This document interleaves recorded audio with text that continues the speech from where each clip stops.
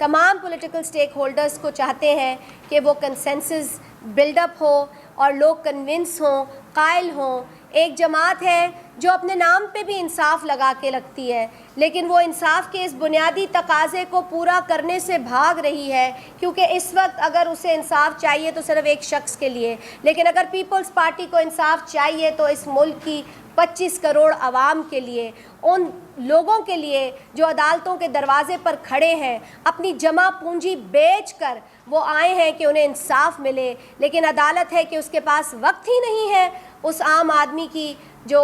रुदाद है वो सुने, उसे इंसाफ दे। अगर उनके पास वक्त नहीं है तो जो कानून साज इदारा है, जो लेजिस्लेचर है, वो फिर ऐसा एक को कानून बनाए जो आइन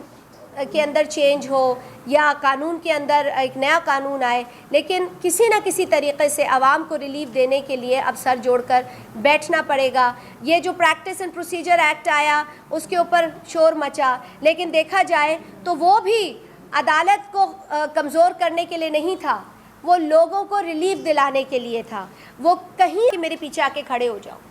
पहले वो किसी और इदारे के लोगों को कंट्रोवर्शियल बना रहे थे और इदारे को कंट्रोवर्शियल ज़्यादा, ठीक है, इदारों ने अपनी गलतियां तस्लीम की है, माजी की, एक हमारे सिक्योरिटी इदारे ने की है, हमारी अदालत ने भी, जब शहीद जुल्फ़िकार अली भुट्टो के फ़ैसले को 45 बरस बाद उन्होंने ख़ुद माना कि जी ये ट्रायल गलत थी, यानी कि हमारे ही इदारे के लोग गलत थे, उन्होंने माना, तो गलतियाँ तस्लीम हो रही हैं ना। ये एक बदलाव है, ये एक बदलाव है मुआशरे के अंदर।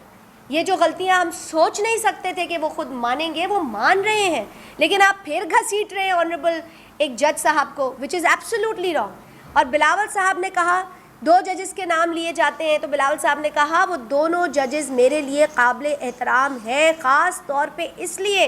क्योंकि शहीद जुल्फ़िकार अली भुट्टो का जो प्रेसिडेंशियल रेफरेंस जो उस वक्त सदर आसिफ अली जरदारी साहब ने पेश किया, और उसको भी 12-13 बरस गुजर गए, उस रेफरेंस का जो नतीजा आया, उस बेंच के अंदर यही 2 ऑनरेबल जजेस थे, एक चीफ जस्टिस साहब थे और एक दूसरे ऑनरेबल जज थे उस बेंच का हिस्सा। तो ये हो ही नहीं सकता कि मैं उनका एहतराम ना करूं, ये हो ही नहीं सकता। और ये तासुर देना बहुत गलत है। इस तासुर को हमें जब मौका मिलेगा, हम गलत साबरी मिले और उनको रिलीफ यकीनी तौर पर मिले, इसके लिए अदालती निज़ाम को सही करना और रिफॉर्म करना बेहद ज़रूरी है। और यही बात पाकिस्तान पीपल्स पार्टी के चेयरमैन बार बार कह रहे हैं, कई बरसों से कह रहे हैं, और कल उनको इमोशनली भी एक बात उनको करनी पड़ी, क्योंकि वो उनका एक बड़ा ज़ाती एक्सपीरियंस है इन अदालतों में। वो एक छोटी उम्र से अदालतों में अपनी वालदा के साथ जाते रहे हैं, और कल भी उन्होंने ये कहा कि ये कैसा निज़ाम है जहाँ 2 इदारे मिल जाते हैं और इस मुल्क से जमहूरियत को ख़त्म कर देते हैं। फिर वो इदारे जो है, वो एक इदारा गलत काम करता है, दूसरा उसको स्टाखुन लें। ये लड़ाई हम सब की लड़ाई है, ये लड़ाई सिर्फ बिलावल साहब की लड़ाई नहीं है, ये लड़ाई पाकिस्तान की लड़ाई है। इसमें अपना हिस्सा डालें, मिलकर हम इस आईनी अदालत के क़याम पर काम करें, जो 26वीं कॉन्स्टिट्यूशनल अमेंडमेंट है उसको मुमकिन बनाएं, और